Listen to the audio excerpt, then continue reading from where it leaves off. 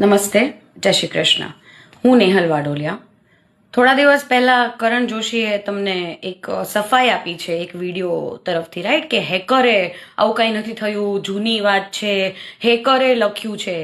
તો હું અહીંયા આવી છું એનું જસ્ટિફિકેશન દેવા માટે, પુરાવા સાથે. બરાબર છે? એનું કેવું એમ છે કે હેકરે લખ્યું છે. તો હેકરે તો મારી ઘરે કેટલી બધી વાત પણ કરી એ વિડીયોમાં, બરાબર છે, ડિસઅપિયર મોડમાં એ પણ. તો અગર હેક થઈ ગયું હોય, તમે તમારા ઇન્સ્ટાગ્રામમાં એવી રીતે કેમ લખી શકો કે મારું અકાઉન્ટ હેક થઈ ગયું છે? હે ને, તરત જ તમારું અકાઉન્ટ પાછું એક્સેસ મળી ગયું, હેક થઈ ગયું છે, તો એના પુરાવા શું? અને તમે કીધું કે મેસેજીસ તમારા ફ્રેન્ડ લોકોને પહોંચ્યા છે, હે ને, પૈસાની માંગણી કરે છે કે કામની માંગણી કરે છે, એવા મેસેજીસ પહોંચ્યા છે, તો એવા બસ તમે સ્ક્રીનશોટ જાહેર જનતામાં જાહેર કરી દો, બરાબર છે? અને તમે મને એવું કીધું હતું કે તમારા ફ્રેન્ડે લખ્યા છે, અને એ વસ્તુ ડિસઅપિયર મોડમાં વાત થઈ હતી આપણી. અને મેં પૂછ્યું કે જે વ્યક્તિ પોતાનો નંબર આપવામાં ગભરાય છે એ પોતાનો ફોન કેમ આપી દે કોઈ બીજા માણસને? તો કે મારા ફ્રેન્ડને મેં જ આપ્યો તો ફોન. અચ્છા, કોણે આપ્યો તો ફોન? મેં કીધું તારા ફ્રેન્ડને.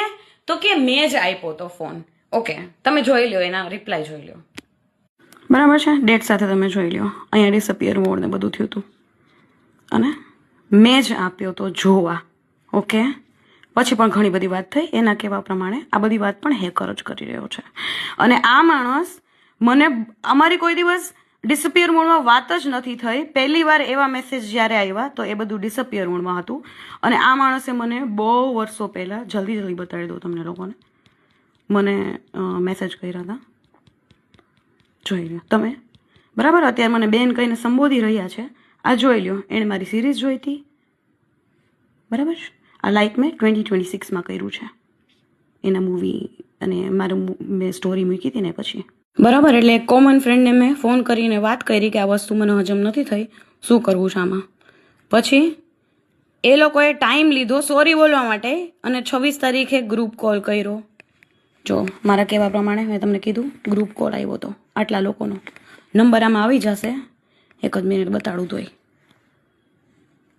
યા, આ બધી વસ્તુ મેં સરને કીધી હતી સૌથી પહેલી વાર પોસ્ટ કર્યા પહેલા વિડીયો, તો એણે જવાબ ના આપ્યા. પોસ્ટ કરી દીધો, પછી એમના કોલ આવ્યા હતા. નંબર છે અહીંયા, એટલે હું આગળ ના બતાડી શકું, પણ એક જ મિનિટ. એમના કોલ આવ્યા હતા કે પ્લીઝ ડિલીટ કરી નાખું, ફલાણું ઢીકણું, બરાબર? તો મેં અકાઉન્ટમાંથી પહેલી વાર ડિલીટ કર્યું કે હા સોરી બોલાવડાવશે, ખબર નહીં ક્યારે. તો ડિલીટ કર્યું તો એણે 25 તારીખે આ પોસ્ટ કરી નાખી કે અકાઉન્ટ હેક થઈ ગયું છે. અને 27 તારીખે ગ્રુપ કોલ આવ્યો હતો, જોયું? જો મેં શું કીધું.